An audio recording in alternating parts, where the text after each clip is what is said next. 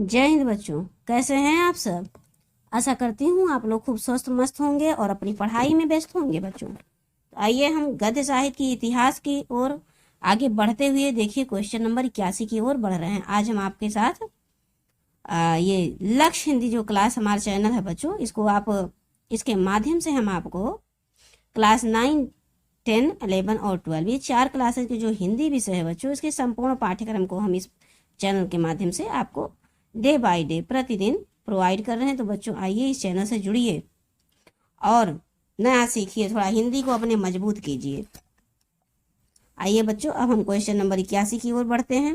आगे बढ़ने से पहले वही छोटी सी रिक्वेस्ट, जी हाँ बच्चों, आप जानते हैं चैनल को सब्सक्राइब करें और वीडियो को लाइक करें तथा अपने फ्रेंड सर्कल में शेयर अवश्य करें बच्चों। आइए क्वेश्चन नंबर 81 को देखते हैं। हमने आपसे कहा था कि आप 81 के आंसर को स्वयं बताइएगा कि अशोक के फूल कौन सी विधा है। यहाँ पर अशोक का फूल यहाँ पर कहा जा रहा है कि कौन सी विधा है। देखिए बच्चों, तो बताइए यहाँ पर ललित निबंध है अशोक का फूल, या फिर नाटक है, और या निबंध है, या बच्चों ये पूछ रहे हैं कि इनमें से सभी हैं। तो सभी तो नहीं हो सकते क्योंकि विधा तो कोई एक ही होगी। तो ये ललित निबंध है बच्चों। अशोक के फूल क्या है? ललित निबंध है। देखिए आपका क्वेश्चन आंसर नंबर का है 81 का ललित निबंध। अब आइए 82 की ओर आगे बढ़ते हैं। क्वेश्चन नंबर 82 क्या कह रहा है? मुंशी सदा सुखलाल द्वारा रचित विधा है।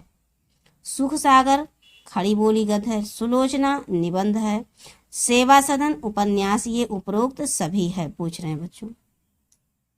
क्वेश्चन नंबर 82 को देखिए तो ये सेवा सदन आप जानते हैं प्रेमचंद जी का उपन्यास है। तो मात्र इनका ये सुख सागर बच्चों, देखिए यहाँ पर ट्रिक भी आप लगा सकते हैं। यहाँ पर सुख पकड़िए और यहाँ पर दोनों में सुख छिपा हुआ है। तो इससे आप, अगर आप बाय द वे नहीं ध्यान आ रहा है एग्जाम के समय में, तब भी आप ट्रिक के माध्यम से इसको कर सकते हैं। अब आइए बच्चों क्वेश्चन नंबर 83 की ओर हम बढ़ते हैं और देखते हैं कि महादेवी वर्मा द्वारा रचित पत्रिका की बात हो रही है बच्चों। छाया, चांद, छाया, माधुरी, या सभी हैं।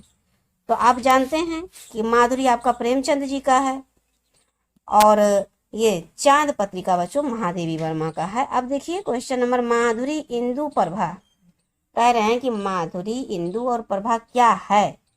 निबंध है, उपन्यास है, या फिर पत्रिका है बच्चों? तो ये सभी पत्रिका हैं। इंदु भारतेंदु हरिचंद जी का है, माधुरी आपका प्रेमचंद जी का है। अब आइए बच्चों आगे बढ़ते हैं क्वेश्चन नंबर 85 की ओर और देखते हैं ये क्या कह रहे हैं। बीड़ा, बीड़ा, वीर ससई, रश्मि, ये सब क्या है? समीक्षा है, जीवनी है, या फिर काव्य है बच्चों? क्वेश्चन नंबर 85 को देखिए तो ये एक प्रकार का काव्य है। क्या? बीड़ा, वीर ससई और रश्मि। अब देखिए बच्चों, हरिभाऊ उपाध्याय द्वारा रचित कौन सी रचना है? सर्वोदय, सर्वोदय की बुनियाद, या संग्राम? क्वेश्चन नंबर 86 को देखिए बच्चों, तो ये आपका जो सर्वोदय का बुनियाद है ये हरिभाऊ का है। हमने कहा था कि हरि जो है वो सर्व उदय करते हैं, अर्थात सबका उदय करते हैं। ऐसा ट्रिक के माध्यम से हमने आपको याद कराया था। अब आइए बच्चों क्वेश्चन नंबर 81 की ओर आगे बढ़ते हैं। रचना में छंद के बिना किसी कविता के गुणों का समावेश हो तो वो कौन सी विधा कहलाएगी? हमने बच्चों इस क्वेश्चन को बहुत ही अच्छे से समझाया है आपको थ्योरी में। देखिएगा बच्चों, ये देखिए गद्य गीत कहलाएगा या गद्य काव्य कहलाएगा। यहाँ गीत की जगह पर आप काव्य भी लिख सकते हैं। क्या?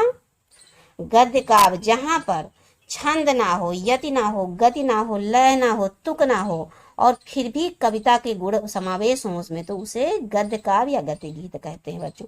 अब क्वेश्चन नंबर 88 की ओर आगे बढ़ते हैं। आंधी, इरावती, तितली किस रचनाकार की कृतियां हैं? आप जानते हैं आंधी, इरावती, तितली ये सब किसका है? तो जयशंकर प्रसाद का है बच्चों। महादेवी वर्मा ने बहुत सारे लिखे हैं, आप जानते हैं, नीरजा, निहार, मेरा परिवार, है ना। तो ये सब चांद पत्रिका, ये सब महादेवी वर्मा का ही है। अब देखिए बच्चों क्वेश्चन नंबर हम लोग 89 की ओर बढ़ते हैं। अवधी, बघेली, छत्तीसगढ़ी, ये कौन सी हिंदी की बोलियां हैं? मोस्ट इंपॉर्टेंट क्वेश्चन है बच्चों। अवधी, बघेली, छत्तीसगढ़ी, ये पूर्वी हिंदी की बोलियां हैं बच्चों। पश्चिमी हिंदी में आपका राजस्थानी आ जाता है, ब्रज आ जाता है, कई भाषाएं आ जाती हैं।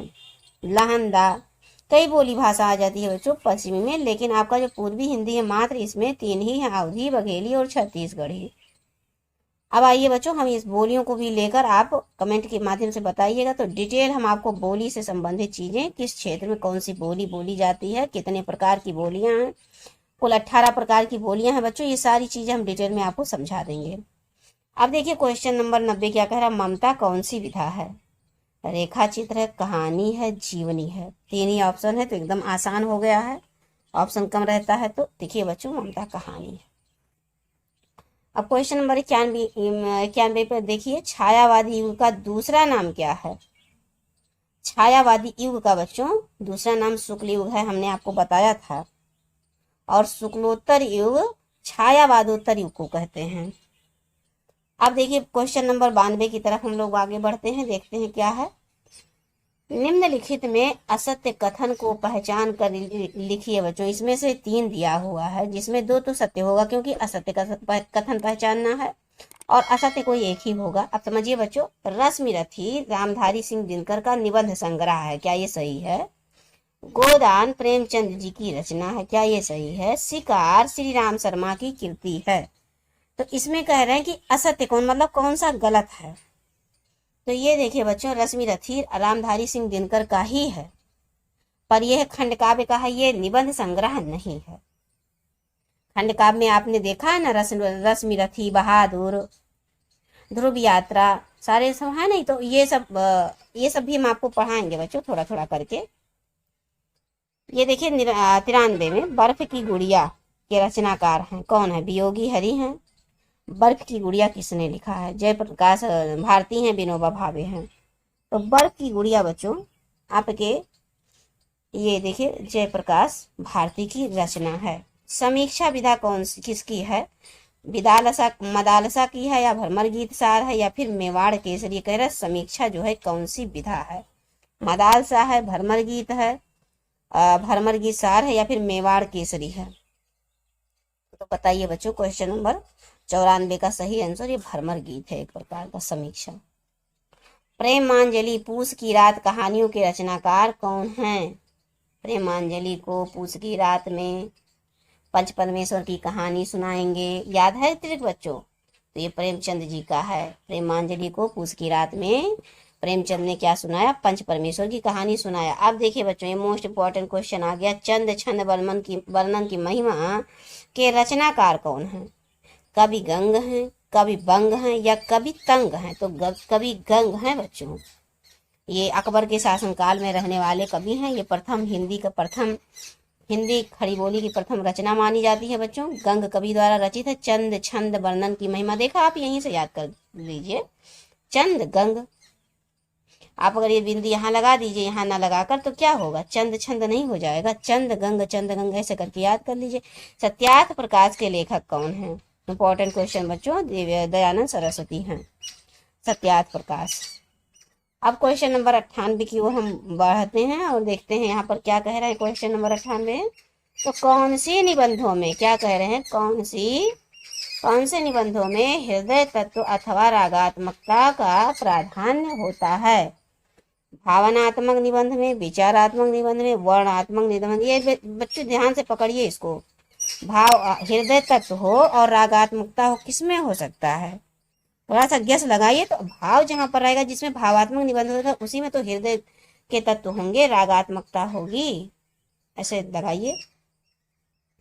वर्णन कहाँ का करेंगे आप? किसी परिदृश्य, किसी दृश्य का वर्णन करेंगे, कहीं जाएंगे, कोई मेला है, कोई तीर्थ है, कोई ऐसा स्थान है, तो वर्णन वही का करेंगे ना। तो ऐसे इसी प्रकार से क्वेश्चन पूछेगा। क्वेश्चन नंबर 99 को देखिए, साहित्य की सबसे अधिक लोकप्रिय विधा कौन सी है? निबंध है, जीवनी है, या फिर कहानी है बच्चों? 99 क्वेश्चन को देखिए आप। तो हम जानते हैं कि आप भी जानते हैं कि कहानी है लोकप्रिय विधा, और ये भारतेंदु हरिश्चंद्र के समय से, भारतेंदु युग से इसका शुरुआत हो जाता है बच्चों। क्वेश्चन नंबर 100 की ओर हम लोग आगे बढ़े। हिंदी साहित्य का प्रथम मौलिक उपन्यास है।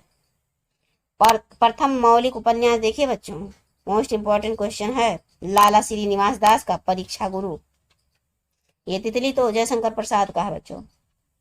अब देखिए क्वेश्चन नंबर 101 की तरफ देखिए बच्चों, थोड़ा थोड़ा करके हम लोग कितना आगे बढ़ गए, पता भी नहीं चला, हम लोगों ने इतना पढ़ भी लिया और हाँ बच्चों, जिन लोगों ने पिछले क्लासेस को नहीं देखा होगा, ये कई पार्ट में डिवाइड हैं। पहले तो थ्योरी हमने पढ़ाया है, फिर उसके बाद लघु प्रश्न पढ़ाया, अब ये देखिए बहुविकल्पीय प्रश्न चल रहा है। तो आपको ये सारी चीजें, जितने भी पिछले वीडियोज हैं, सब आपको प्लेलिस्ट में मौजूद मिलेंगे। आप वहां पर जाइए और एक एक वीडियो को क्रम वाइज देखिए बच्चों। अगर आपके पास समय का अभाव हो तो वीडियो को फास्ट मोड करके देखिए, लेकिन जब तक आप थ्योरी नहीं समझेंगे, क्वेश्चन हल करने में आपको दिक्कत होगी। अब देखिए बच्चों, क्वेश्चन नंबर 101 की तरफ बढ़ते हैं। जीवनी के समान लोकप्रिय कौन सी विधा है? मतलब जिस प्रकार जीवनी लोकप्रिय है, उसी प्रकार से और कौन सी विधा है जो बहुत लोकप्रिय है? क्वेश्चन नंबर 101 की तरफ देखिए तो ये आत्मकथा, जिस प्रकार देखिए आत्मकथा और जीवनी में माइनर सा डिफरेंस है बच्चों। जीवनी हम दूसरों के बारे में लिखते हैं और आत्मकथा स्वयं के बारे में लिखते हैं, बस इतना सा डिफरेंस है। अब आइए क्वेश्चन नंबर 102 की तरफ चलते हैं। इंटरव्यू का शाब्दिक अर्थ क्या है? आंतरिक दृष्टिकोण, आंतरिक विधा या आंतरिक भाव को समझना। तो आप जानते हैं बच्चों, इंटरव्यू के माध्यम से अर्थात भेंट वार्ता के माध्यम से हम कोई प्रश्न उत्तर करते हुए आंतरिक किसी भी व्यक्ति के आंतरिक दृष्टिकोण अर्थात आंतरिक व्यवहार को पहचान पाते हैं। अब देखिए बच्चों, क्वेश्चन नंबर 103, राजश्री के रचनाकार है। मोस्ट इंपॉर्टेंट, जितना भी जयशंकर प्रसाद की, क्षमा करें बच्चों, जितना भी जयशंकर प्रसाद की रचनाएं हैं, ये सब क्या हैं? मोस्ट इंपॉर्टेंट है। आप इसको याद कर लीजिए। राजश्री, चंद्रगुप्त, स्कंदगुप्त, है ना, झरना, आंसू, लहर, कामायनी, मोस्ट इंपॉर्टेंट। इसमें 15 सर्ग है। प्रथम सर्ग चिंता और अंतिम सर्ग आनंद से है। चिंता, श्रद्धा, इस तरह से आप याद कर लीजिए इसको। पश्यंती कौन सी विधा कह रहे हैं? पश्यंती किस अर्थात निबंध है, काव्य है या फिर जीवनी है? तो बच्चों ये निबंध है पश्यंती। लहरों का राजहंस किसका है? मोस्ट इंपॉर्टेंट, आपके एग्जाम में कई बार ये क्वेश्चन बना हुआ है। लहरों का राजहंस किसका है? तो ये बच्चों मोहन राकेश का है। आखिरी चट्टान, लहरों का राजहंस, आधे आधे अधूरे, ये सब। मेरा परिवार देखिए बच्चों, ये भी मोस्ट इंपॉर्टेंट है। मेरा परिवार हमने अभी जिक्र भी किया है। मेरा परिवार रेखा चित्र किसकी कृति है? तो एक क्वेश्चन तो यही बन गया कि मेरा परिवार है कौन सी विधा? तो आप बताएंगे रेखा चित्र है। अब किसकी विधा है? ये किसकी कृति है? प्रेमचंद की है, लल्लू लाल की है या फिर महादेवी वर्मा की है? तो आप जानते हैं बच्चों, लल्लू लाल ने प्रेम सागर को लिखा है। और प्रेमचंद की भी रचनाओं को आप जानते हैं, कितनी सारी रचनाएं, उपन्यास, सेवा सदन, गोदान, गबन, करबला, निर्मला, बहुत सारे लिखे नहीं हैं, मंगलसूत्र, ये सब प्रेमचंद की है। लेकिन बच्चों ये महादेवी वर्मा का है। मेरा परिवार, इन्होंने बहुत सारी, यामा पर इनको ज्ञानपीठ पुरस्कार भी मिला है।